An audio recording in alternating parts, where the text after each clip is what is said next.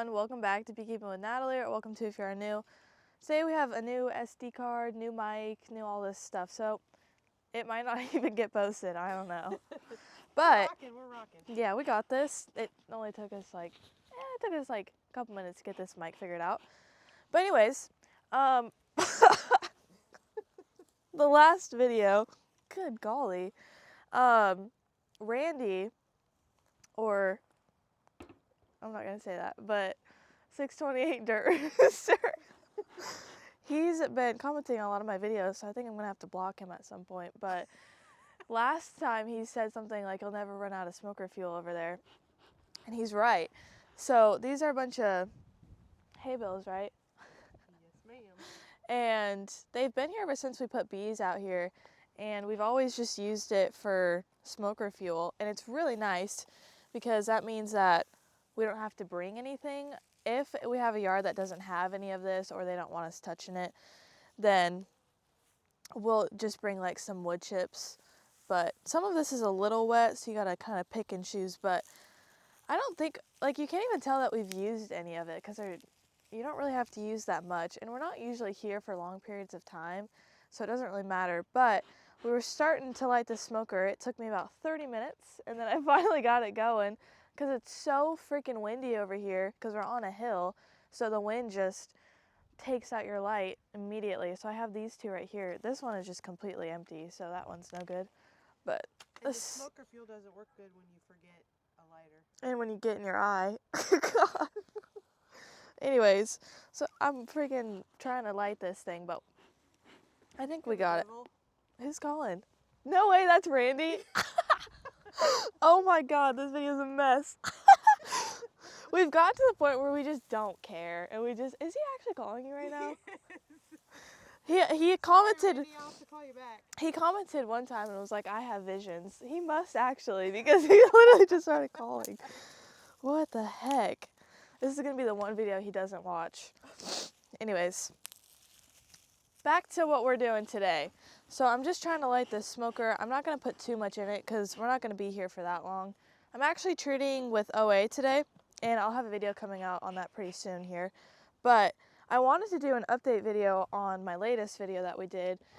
It was basically on Hive Fondant patties, talking about putting them on this time of the year and doing two different methods, and I talked about how we're kind of experimenting with it and just seeing what works the best. So I've got this hive here. I believe the fondant is underneath, I think it's this one. Yeah. It's underneath the Reflectix, and then on this one, it's above it. So we're gonna check today to see where it's at, and if this one's not doing as good, what? 5 days. Oh yeah, it's been 5 days since we last put these on, I believe. So that should be plenty of time. And they should already be working it. This one, the one thing that's nice about this one, since it's on top, I don't need a veil or anything to check. Oh, nice. They're not even on. Wait, hold on. Oh. Well, let's see. It looks like they've had taken a little bit of it. Yeah, usually you can kind of see how much they've already taken off of it, but they're underneath it on it. Oh yeah, they are. They're on it. It's almost like they just started on it, actually, but they're definitely there. Interesting. Okay, this is the whole point of these experiments, right? But that's weird because maybe you should check another one. Yeah, I'm gonna check another one here because there's some that we have at our other yard, and they've already wiped out like half of it. So I think they're all gonna take it at a different rate, but let's just see here. It's only been 5 days. Yeah, it has only been, okay, so this is what I'm talking about. This is what's nice about when it's on top, is you can lift it off and just see immediately how much they've worked. So this one here, you can see they've worked a lot of it. Now, you might have been wondering, like, how are they gonna get to it after they've taken off all that's on that hole there? So they'll actually start to go up in there like that. So they can get to it still, looks like. So yeah, these girls are taking that in fast. So that looks good. I'm gonna put this back on, and then we're gonna check that one that's underneath the Reflectix. So that's what I'm looking for. I think they're all just gonna take it at a different pace, and this one just so happened to not be taking it very fast, but Maybe they have plenty of resources. yeah, maybe. They are a double deep, but they're kind of on it. So we'll leave that there. But all the ones at our other yard, they've been really taking it, so I don't know. Let's check this one. Now, I don't think there's gonna be an issue with this one. I think they're probably perfectly fine because it's right on top of that hive. They don't love the Reflectix, especially that sound, but I just don't care. I just rip it off. Okay, insane amount of beetles though. Wow. This is what I was talking about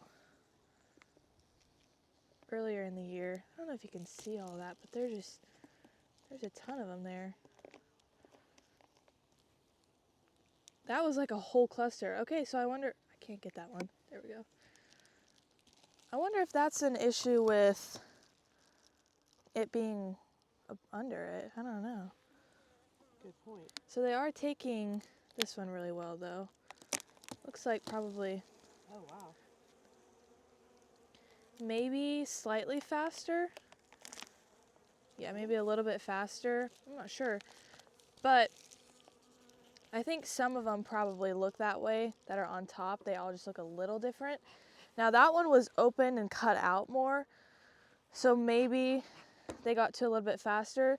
But if the beetles are a bigger problem with it being underneath, then I would rather put it on top any day. Because I don't know if you saw that, but there was a ton of beetles under there. So that's not the best, that's not great, but we've been having more and more issues with it. I used to get questions about it, and a lot of people say like your location matters, and like where you're at matters, of course. Because I know, was it like Florida or Alabama? Yeah. I don't know, somewhere. It was really bad this year. Here in Missouri, it's not usually awful, but the actual location of where the hive is at, it can kind of matter. Like if they're in the shade or whatever it is, sometimes that does matter, but I don't know. It's just been a little worse this year. And it's usually really bad whenever we have any type of patty on. It's usually really bad with those pollen patties, but I haven't seen it like that with the fondant. It looked like some of them were actually in there, and then most of them were just on top. So, I'm not sure. If you have any idea, you can comment something, maybe if that's, I don't know. Okay, well, that's kind of all on the video. I'm gonna leave it like that and come back to check. I'm just kind of curious now on all of these. Yeah, so they're all working it. They're all just different pace. Like this one has a really small hole right there, but that is good to know though, that it definitely works if you just flip that up. So that's a lot easier. You're not even getting into the hive at this point, because since all of these are now cut with that V shape, we can just flip it up and then put some type of fondant on, and we don't have to worry about even opening up that hive.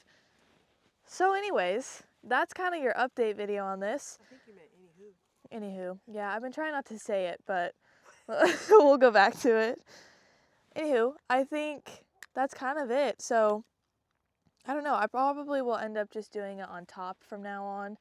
I don't know. I also had people ask, oh, that was a different video. Well, I think that's kind of it. So anyways, I think I was gonna say something about Randy, but I'm second guessing myself now.